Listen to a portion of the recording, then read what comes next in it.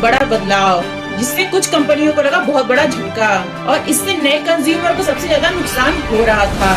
अगर आप भी किसी डायरेक्ट सेलिंग कंपनी में काम कर रहे हैं तो सतर्क रहें और चेक करें क्या आपकी कंपनी इन सभी नियमों का पालन करती है या नहीं।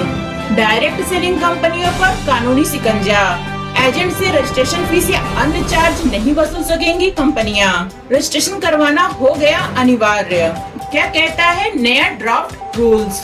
डायरेक्ट सेलिंग कंपनियों को इंडस्ट्री डिपार्टमेंट के पास रजिस्ट्रेशन कराना होगा। रजिस्ट्रेशन नंबर, वेबसाइट और प्रत्येक इनवॉइस पर प्रमुख रूप से दिखाना होगा। एजेंट से एंट्री या रजिस्ट्रेशन फीस नहीं ले पाएंगी डायरेक्ट सेलिंग कंपनियां। डायरेक्ट सेलिंग कंपनी का भारत में कम से कम एक ऑफिस होना चाहिए। ईज ऑफ डूइंग बिजनेस को बढ़ावा दे रही है केंद्र सरकार। अब डायरेक्ट सेलिंग कंपनियों के लिए कानून लेकर आई है। उपभोक्ता मामलों के मंत्रालय ने डायरेक्ट सेलिंग कंपनियों के लिए नया नियम कानून का ड्राफ्ट जारी किया है।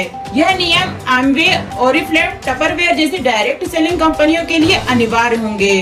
प्रस्तावित नियमों के मुताबिक डायरेक्ट सेलिंग कंपनियों के लिए रजिस्ट्रेशन कराना अनिवार्य होगा।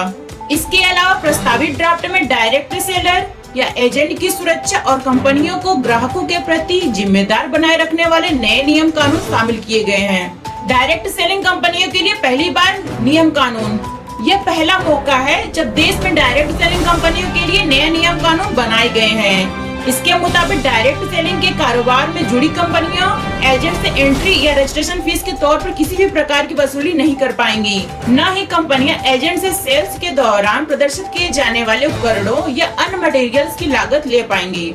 इससे पहले मंत्रालय ने डायरेक्ट सेलिंग कंपनियों के लिए 2016 में भी गाइडलाइन सेट जारी किया था, लेकिन यह केवल एक एडवाइजरी थी। अब प्रस्तावित किए गए नियमों को कंज्यूमर प्रोटेक्शन एक्ट के तहत कानूनी रूप दिया गया है और इनका पालन न करने पर पेनाल्टी भी लग सकती है। भारत में कारोबार करने वाली प्रत्येक डायरेक्ट सेलिंग कंपनी को इंडस्ट्री डिपार्टमेंट के पास रजिस्ट्रेशन कराना होगा। कंपनी का कम से कम एक ऑफिस भारत में होना चाहिए। वेबसाइट में प्रमुख रूप से डिस्प्ले होना चाहिए रजिस्ट्रेशन नंबर। ड्राफ्ट रूल के मुताबिक डायरेक्ट सेलिंग कंपनी का रजिस्ट्रेशन नंबर कंपनी की वेबसाइट और प्रत्येक इनवॉइस पर प्रमुख रूप से डिस्प्ले होना चाहिए। समस्याओं के समाधान के लिए कंपनी का विशेष अधिकारियों की नियुक्ति करनी होगी। सभी प्रकार के मुद्दों को सुलझाने के लिए कंपनी को 24 घंटे कस्टमर केयर के नंबर आवश्यकता होगा।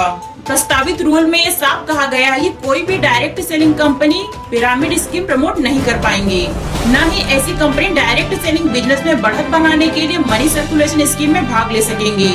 पिरामिड स्कीम एक ऐसा बिजनेस मॉडल है जिससे जुड़ने वाले सदस्यों से यह वादा किया जाता है कि उनको अन्य सदस्य जोड़ने पर भुगतान या सेवा मिलेगा।